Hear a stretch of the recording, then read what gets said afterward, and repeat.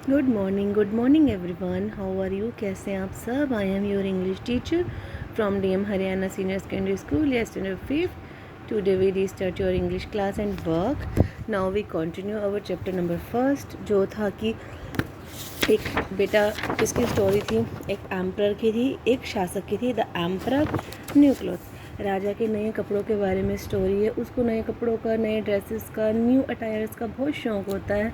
तो दो स्विंडलर्स आते हैं, मतलब दो ठग आते हैं। क्या बन के आते हैं? वीवर्स, कपड़ा बनाने वाले, बुनने वाले। लेकिन वो होते कौन है? ठग, और उसको बेवकूफ़ बनाते हैं। Now the emperor was curious to see the executive costly stuff for himself while it was still upon the loom. वो देखने के लिए बहुत क्यूरियस होता है, उत्साहित होता है, हैरान होता है, जहाँ पे उसके कपड़े बन रहे होते हैं। accompanied by a number of selected ministers, among whom were the two poor ministers who had already been there before. और उसके बारे में मतलब अब यहाँ पे वो देखने के लिए मतलब उत्साहित है, बहुत ज़्यादा क्रेज़ी है।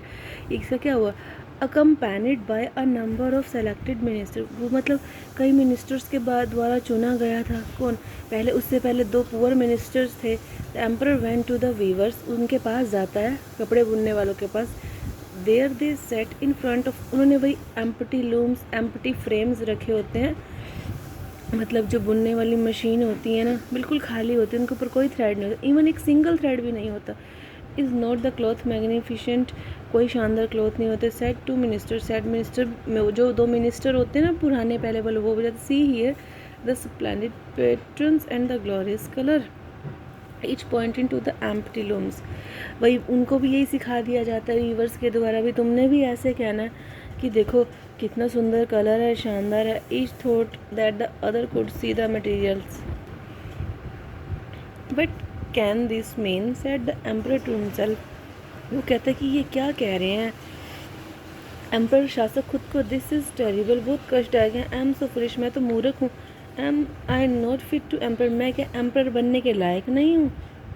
दिस इज़ डिसेस्टेरियस, मतलब ये तो बहुत तूफ़ानी है। ही थॉट, वो सोचता है। बट अलाउड ही सेड, खुद को अकेले ही कहते हो। The cloth is perfectly wonderful, कपड़े बहुत शानदार होंगे। It has a splendid pattern, बहुत अलग तरीका होगा, चार्मिंग होंगे।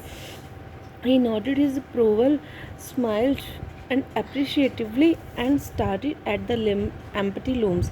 फिर दोबारा से अपने आप की वो सराहना करता है, नोडिट करता है, खुद को लूम्स की तरफ देखता है। ही वुड नॉट एडमिट ही सा नथिंग, वो देखना ही नहीं चाहता, एक्सेप्ट ही नहीं करना चाहता कि यहाँ पे कुछ नहीं है।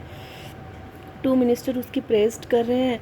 दे advise the emperor they advise the emperor to have some new clothes made from this splendid material to wear in a great procession of flaming day. और भी उसको यही कहते हैं कि ये बहुत सुंदर बनेंगे कपड़े, और तुम जो जुलूस निकालोगे उसमें पहनना।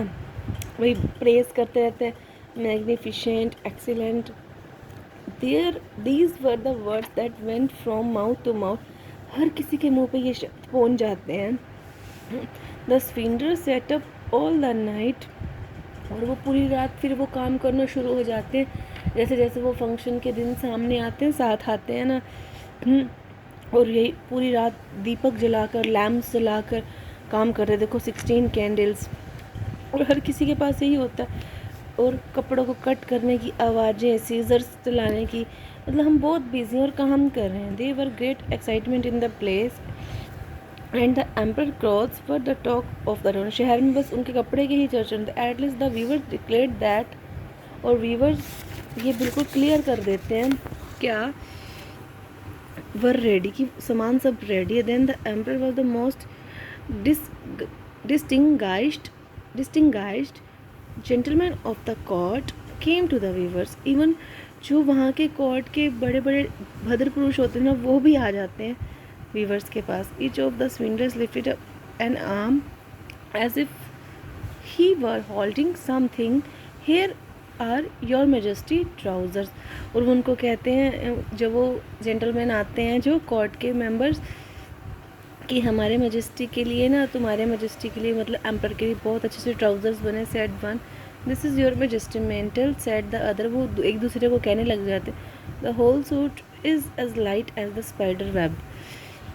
ये देखो स्पाइडर की तरह रोशनी है हर सूट की। Okay, why you might almost feel as if you had nothing on, but that is just the beauty of it.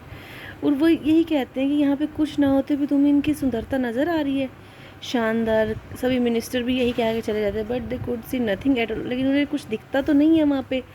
मतलब एक स्टोरी यही है कि उसका जो राजा का, शासक का पागलपन है ना कपड़ों के लिए, उसको कहाँ तक ले जाता है, सभी उसे झूठ बोलने लग जाते हैं। और ये बेटा सारी स्टोरी यही है। मतलब पहले गांव के पीपल्स भी देखते हैं, सभी देख रहे हैं, कभी कोई कोर्ट से आके देख रहा है, कभी कोई उनके टाउन के मेंबर्स आके देख रहे हैं। मतलब यहीं तक ये सारी स्टोरी ऐसे ही है। नेक्स्ट पेज पे चलते हैं। The canopy which to be held over majesty, your majesty, in the possession waiting announced the Lord High Chamberlain। अब यही इंतज़ार करते हैं जिस जलूस के लिए, जिस प्रोग्राम के लिए वो कपड़े बनवा रहा होता है ना, तो उसको वो कपड़े डालता तो हो, बनते तो है नहीं ना, वो डाल पाता है। मतलब सभी उसको इतना एग्री कर रहे हैं भाई हाँ तेरे कपड़े हैं, तैयार हो रहे हैं, रेडी हो रहे हैं, और वो इस चीज़ को एक्सेप्ट नहीं कर पाता कि उसके कपड़े रेडी नहीं हो रहे हैं, उसके अटायर्स एंड ड्रेसेस नहीं बन पा रहे हैं। वो फिर वो उस पोजीशन के लिए, उस जलूस के लिए निकलता है। और देखो लुक एट दिस पिक्चर, यहाँ पे उसने ड्रेस भी वियर नहीं किया हुआ। फिर पता क्या होता है बेटा, मैं आपको प्रैक्टिकली स्टोरी बताती हूँ। एक बच्चा आता है उस भीड़ में से निकल के, देखो वो बेबी आकर एक देखो, but among the crowd a little child suddenly gasped out. एक बच्चा बाहर निकल के आता है और पता क्या कहता है, but he has not got anyone, उसके ऊपर तो कुछ भी नहीं है। The people began to whisper to one another what the child said. और सभी गुनगुनाने लगते हैं, धीरे धीरे बोलने लगते हैं कि हाँ इसने तो कुछ भी नहीं पहना हुआ। मतलब एक तरह का वो इतना पागल हो जाता है। और फिर राजा ना बिल्कुल अनकंफर्टेबल महसूस करता है। देखो हैड एंड अनकंफर्टेबल, मतलब बिल्कुल अच्छा महसूस नहीं करता। बट दे वर विस्परिंग, ये क्या बोल रहे हैं, but I will have to go through with the procession he said. और वो खुद को यही कहता है, नहीं मुझे तो बस अपने प्रोग्राम में निकलना है। स्पेशल गाड़ी निकालते हैं, मतलब गवर्नमेंट गाड़ी होती है जो उसको मिली हुई होती है, और वो वॉकड आउट बोल्डली, मतलब ड्रू हम सेल्फ, अपने आप को बिल्कुल ही सोचता नहीं है और सीधा सीधा चलता है, मतलब सीधे होकर अपने हेड को बहुत ऊपर करता है। And the courtiers held on the train that was not there at all. उसके लिए गाड़ी भी लेकर आते हैं जो उसके कॉर्टियर्स होते हैं, दरबारी होते हैं। मतलब एक ये स्टोरी बताई गई है कि उसका जो इतना पागलपन है अपने अटायर्स के लिए, अपने ड्रेसेस के लिए, उसको कहाँ तक ले जाते हैं, सभी उसको बेवकूफ़ बनाते हैं। उसका सब कुछ ठग लेकर भी चले जाते हैं, ड्रेसेस, गोल्डन थ्रेड, फैब्रिक, और उसके ड्रेसेस भी रेडी नहीं होते हैं। मैंने बेटा आपको वर्ड मीनिंग्स की पिक शेयर की थी। Now we doing the tick the correct. हम मल्टी चॉइस क्वेश्चन करेंगे। Swindlers are people who, swindlers को कैसे थे, चीट, धोखेबाज थे।